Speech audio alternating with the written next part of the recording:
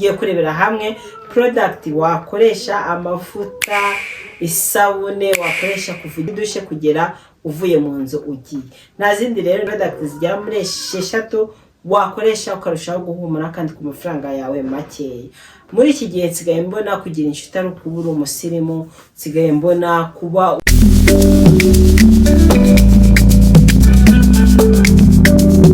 ikaze ku gicumbi cy'ubwiza n'ibiri mushyashya. Nanjye nitwa Kisa Edouce. Niba ukunda kwambara neza, niba ukunda gusa neza, ikigeretse kuri ibyo ukaba ushaka gukora amafaranga cyangwa ukunda gukora amafaranga, ndagushishikariza gukora subscribe warangiza ukanda kuri akazi rya karikande kugira ngo igihe cyose na uploadinze video zajya ubona aka notification. Sinahwema gushimira wowe udahwema kunshyigikira uko bwije nuko bukeye, sharinga video zanjye, like, Imana mwijuru ikomere umugisha. Nizere ko mumeze neza, nanjye meze neza of course, kandi nawe utameze neza Imana mwijuru ikomere kumera neza. Cyumweru nagihari icyo kwitaho. Twavuye ku misatsi, cyangwa uzabona video y'imisatsi bizaterwa niyo nza uploadinga mbere y'ingi cyangwa mbere, bizaterwa niyo nza uploadinga mbere, ariko iki cyumweru nagihari icyo kwitaho. Tugiye kuganira ku mavuta, oil, isabune, mbese muri rusange kugeza uvuye mu nzu. Twitaye ku musatsi, tugiye kwita no ku mubiri, nyuma tuzita no ku myambarire. Buriya biba byiza iyo ugiye ubalansinga ibintu byose. Hari abantu njya mbona bita ku myambarire cyane, ugasanga aragura imyenda cyane, ugasanga akunda imyenda, ariko wamubwira amavuta, wamubwira ibintu byatuma umusatsi ukura ukamera neza, ukumva nawe nubwo ashaka kubyumva. Ariko muri rusange umuntu w'umusirimu aba agomba kwita ku kintu cyo cyose. Umusatsi akawitaho, nawe uri mu bintu byongera ubwiza ku mubiri we. Imyenda akayitaho, nayo iri mu bintu bituma agaragara neza. N'umubiri n'uruhu hano nabyo ugomba kubyitaho kugira ngo ugaragare neza. Ntago uzajya ahantu wambaye neza, wasokoje neza, ariko mu maso usa nabi, cyangwa ku ntoki cyangwa ku maguru utisize. Ibyo rero ni ibintu byose umuntu w'umusirimu agomba kwitaho muri rusange. Ntugiye kure rero, ndaje dutangire na video yacu. Guys, rero uko wabibonye kuri title cyangwa wabyumvishe muri introduction, uyu munsi tugiye kuganira uko wakitaho ku mubiri, ibyo ugomba product 6 ugomba gukoresha ukarushaho gusa neza nk'umuntu w'umusirimu muri rusange. Nawe ukajya mu bantu ukavuga ati uriya muntu uko asa neza, uriya muntu uko yambaye neza, uriya muntu uko afite umusatsi mwiza. Ibyo byose ni ibintu tuzagenda twiga hano kuri Kisa Edouce, ariko uyu munsi tugiye kwibanda ku bintu byo kwisiga. Ikintu cya mbere nababwiye, nigeze gukora kuri video ijyanye na product wajyana muri douche. Ibyo byo ntago ndazifite hano, ariko ntago ngiye kuzibereka, ariko ntago mbitindaho cyane kuko nakoze video yabyo kugeza wisize. Mbere rero ugomba guheraho muri douche ni isabune. Burya gusa neza no guhumura bitangira muri douche. Ikintu cya mbere ni isabune. Izi sabune ngewe nzikoresha ari ebyiri. Ngira ngo muri video y'ubushize narabiberetse, maje gukora nk'iya video ebyiri mbereka ino sabune ya Dove. Nabanje kugerageza ino sabune ya Sintoro. Ni sabune nziza, numvaga nayivuga ariyo yonyine, video ya Sintoro ariyo yonyine, ariko nabatoya reka mbereke product zose kugeza nisize, kugeza mvuye mu nzu. Izi sabune ko ari ebyiri ziratandukanye. Imwe ni Sintoro, indi ni Dove. Iyi sabune ya Dove ni nziza pe, ni nziza, narayikunze. Ushobora kuyoga mu maso, ushobora kuyoga umubiri wose nta kibazo. Ariko biba byiza umuntu ufite uruhu rw'amavuta nk'urwo ngewe mfite. Umuntu wisiga ashira iminota 30 agasanga yasi ni iminota 30, iminota 5 agasanga mu maso atangiye kuyaga, ku buryo udashobora kwisiga ka makeup kangu gatinde. Uyu munsi rero nje kukubwira kuri ino Sintoro, maze gukoresha Sintoro ebyiri mu maso, nzoga mu maso, ariko ikintu yankoreye ituma ntagira amavuta menshi mu maso. Iyo niyo Sintoro y'inyoga ku mubiri. Niyo nabanje koga, ariko nabatoya kongira amavuta menshi ku mubiri, wazagerageza indi sabune nkareba. Rero ngira nkaraba ino sabune ko ari ebyiri, iyi nyikaraba mu maso, iyi nyikaraba ku mubiri bisanzwe. Iyo ndangije rero gukaraba mu maso, nkakaraba iyi ku mubiri bisanzwe, ndinyuguza akurikizaho shower gel yanjye ya Dove. Ibyo bintu muri kubyumva. Iyi nyikaraba mu maso Sintoro, Dove nyikaraba ku mubiri bisanzwe. Ariko n'umuntu udafite amavuta menshi mu maso yakoresha ino Dove nta kibazo. Noneho ikindi, iyi nyikoresha ndi kwinyuguza bisanzwe, maje kwinyuguza nkoga umva uruhu rwanjye ruba runyerera, uruhu rwanjye ruba rusa neza, mva muri dushe mpumura, ku buryo abantu bambwira ati ariko kuhumura bimeze gute? Isabune wumva tisiko isabune woga nyumvira muri salo, iziko isabune woga nyumvira mu cyumba. Rero aba nk'abantu duturanye pe bose arangati woga isabune zihumura neza pe. Noneho nta hantu nangiye kuzikarabira uruhu rwanjye rwaroroshye, si ibintu byo kubirariraho, si n'ibintu byo kwirarira. Izi nizo product nkoresha muri douche majije koga, mvuga ngiye koga nyine. Izi ni product nkoresha muri douche. Gatatu mu cyumweru nkoresha ino scrub, nkoresha ino coffee no scrub ya coffee, nyikoresha scrubbinga mu maso, scrubbinga n'umubiri wose. Byibuza gatatu mu cyumweru ngira umwanya wo gukaraba, nkavuga ati reka uyu munsi scrubbing. Ariko cyane cyane mbikora nimugoroba ntashye mvuye mu kazi, cyegera batewe uyu munsi n'umunsi wo kwitaho, reka nahe kare saa moya mba natashye, saa moya n'igice mba ndi muri douche, nka scrubbing umubiri wanjye, nkasiga ku cyogesho, nka scrubbing mu kwaha, nka hano mu mavi, hano mu nkokora, hano mu ijosi, mu maso, nka scrubbinga, narangiza nkakaraba, nkakurikira zira product. Iyi nyikoresha byibuza gatatu mu cyumweru. Zira product zo ni everyday, mu gitondo na nimugoroba. Nabwe mu abadamu nimba mukeneye guhumura, nimba mukeneye gusa neza, umugabo akajya taha akumva rahumura, umugabo akajya taha akumva urukundo rimwe ruragenda ruzamuka, koresha zino product. Dove irahumura, Dove irahumura, Dove irahumura, sinareka kubivuga. Rero gatatu mu cyumweru nibwo nkoresha ino scrub. Iyo ndangije guscrubbinga gatatu mu cyumweru ndisiga bisanzwe, ariko ngewe reka mbabwire ibyo nkoresha umunsi ku wundi, buri munsi. Ubwo akakara gaciyemo gukoresha ino scrub, nyikoresha umubiri wose, ni face and body scrub. Bibaye byiza wazagura face and body scrub, kuko ntabwo wajya scrub ebyiri byaba ari ugupfusha amafaranga ubusa. Rero iyi nkoresha gatatu mu cyumweru. Iyo maje yo koga bisanzwe buri munsi kuva kwa mbere kujya ku cyumweru, nkurikizaho iyi Vaseline oil nkuko nabibabwiye. Ubundi kwisiga Palmaris, ariko Vaseline nayo narayiguze kugira ngo nzayigerageze mbabwire, kandi nayo njya numva abantu bavuga ko ari nziza. Biba byiza rero umenye Vaseline oil ya original cyangwa pirate. Majije koga bisanzwe nkuko nabibabwiye, uvuye muri douche nkurikizaho ino Vaseline, nkabanza nkisigaho gakeya cyane, gakeya. Narangiza hakurikizaho iyi Vaseline lotion iyi Vaseline lotion. Iyi Vaseline ngira ngo murahizi ku bantu bayikoresha ni nziza.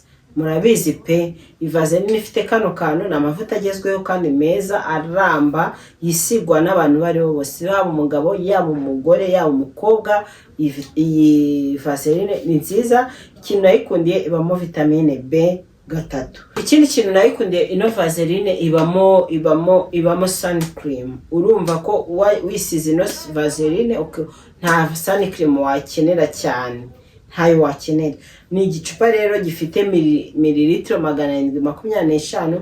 Urumva ko ari amavuta menshi cyane, wakisiganamo n'umuryango, wakisiganamo n'umugabo wawe n'abana bawe, ariko byibuza abana bari hejuru y'imyaka 15.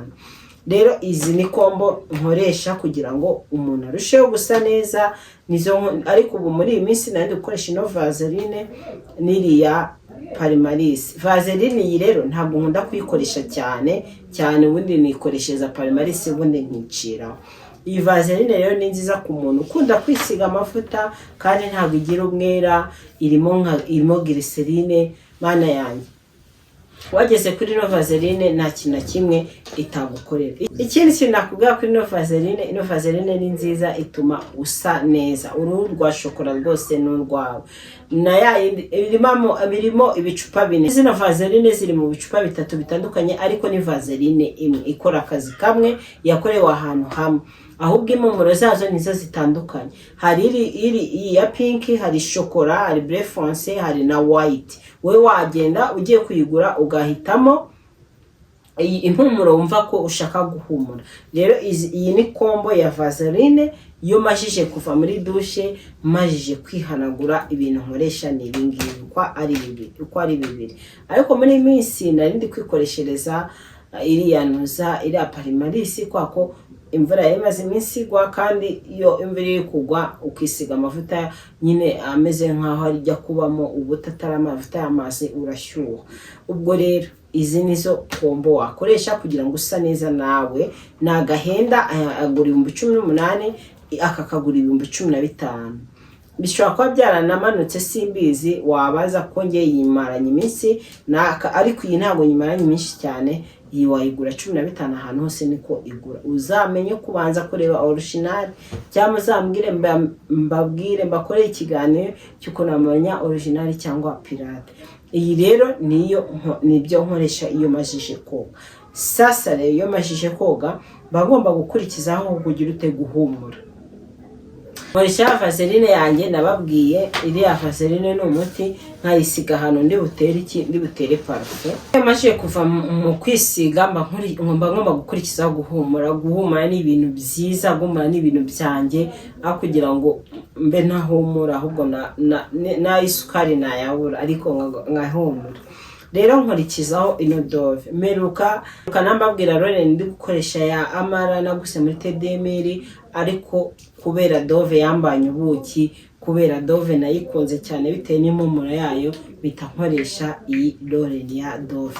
Ni akantu gahumura neza, umuntu ushobora kwisiga mu kwaha cyacyunzwe, ariko aho nangiye gukarabira Dove icyunzwe pe, nabaye nk'umuntu ugisezeye. Nkoresha aka kadove nako mu kwaha kwa kundi, ubundi narangiza nkahumura, nkitera nkahumura, narangiza nkiciraho.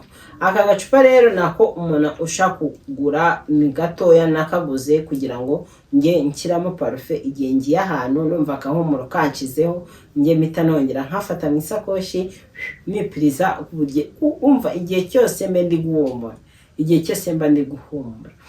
Izo products zose mbabwiye guhera kuva muri dushe kugera nsohotse mu nzu. Guys, rero nizeye ko ino video ibafashije. Ni ibintu biri simple, ni ibintu biboneka ahantu hose, si ibintu uzabanga uzajya gutumiza aha uzatuma, ni biboneka ku isoko. Yaba vaseline lotion iraboneka, yaba oil iraboneka, yaba Dove iraboneka, isabune iraboneka, shower gel, uduparfait turaboneka, turorene twa Dove turaboneka ku mafaranga yawe makeya cyane. Kara karorene kagura 5,000. Urumva ko rero ari ibintu biri simple. Gerageza uhumure, gerageza ugaragare neza, gerageza witeho ku mafaranga yawe makeya cyane. Muri iki gihe umuntu utari kwitaho ari kuba yasigaye. Umuntu asigaye aguha akazi bitewe n'ukuntu yakubonye, umuntu asigaye agukunda bitewe n'ukuntu yakubonye. Uzi ko hari n'igihe ugira inshuti bitewe n'uko wambara, ugira inshuti bitewe n'uko uhumura, ugira inshuti bitewe n'uko ugenda. Rero muri iki gihe ni ibintu bisigaye bikaze kubona inshuti utari umusirimu pe. Nimba beshya mu nyomoze muri comment. Muri iki gihe kugira inshuti, kubona inshuti ni ukugomba kuba uri umusirimu, ku buryo ninjya kwambara umwenda uzambwate oya ambara gutya, ninzajya no kuba umusirimu no gushaka amafaranga nabyo birimo. Ntabwo nakugira inshuti mbona nta kintu na kimwe uzanyungura mu buzima pe. Tujye tuvugisha ukuri. Uzareba buriya hari umuntu ushaka gutera imbere, yashaka gutera imbere, aba afite abantu bagendana b'inshuti ze za hafi, uvuga ati ninjya gufungura business nzahamagara iyo ninjya nyenyenera kongera ikintu muri business nzabwira uyu. Rero wowe wundi muhurira ku bintu bitari iby'umumaro mu buzima akuzaho nyuma, ariko ibyibanze byiwe yabanje kubikora. Rero tugerageze duse neza mu mafaranga yacu makeya.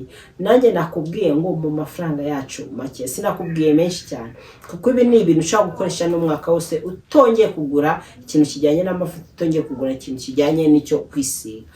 Rero ndabakunda cyane, na video y'uyu munsi irangiriye. Mu sharing video zanjye zigere kure, ntugende udate comment. Ushaka ngati watubwiye ikiganiro cyiza, wambaye neza, umva ushaka kuba agatima, utubizo twinshi cyane muri comment mudutere. Ntukajye ugenda, ntukajye usiga, ntukajye ugenda urebye video hari ikintu kungoye ngo nurangiza ugenda udashimiye umuntu cyangwa utamusabiye umugisha. Umugisha ni byiza kusabira umuntu, kuko n'uyu usabiye umuntu umva nawe akugati tusangire. Rero guys, muze mbambike neza, ncuruza imyenda, mu mujyi wa Kigali mu nyubako yitwa Tropical Plaza. Iyo nyubako iherereye imbere ya TDM, ushobora kuhagera ukanga ati cyusa ko ndi TDM cyangwa mpagaze kuri Tropical wandagiye ahantu ukorera. Just ushobora no guca mu mujyi ukanga ati nanje kugusuza. Ibyo birabaye gusa. Ikindi ushobora kuba ati oya noneho reka ntunge nimero yawe, noneho nujya postinga nge nirebera imyenda wa postings. Iyo niyo nimero yanjye unyanyandikira rwose ukanga ati cyusa saving no nimero kujyanyemo na status za ako kanya mpita mbikora. Ikindi nkora delivery ku bantu bari mu ntara cyangwa abantu babuze umwanya wo kuza kugura imyenda.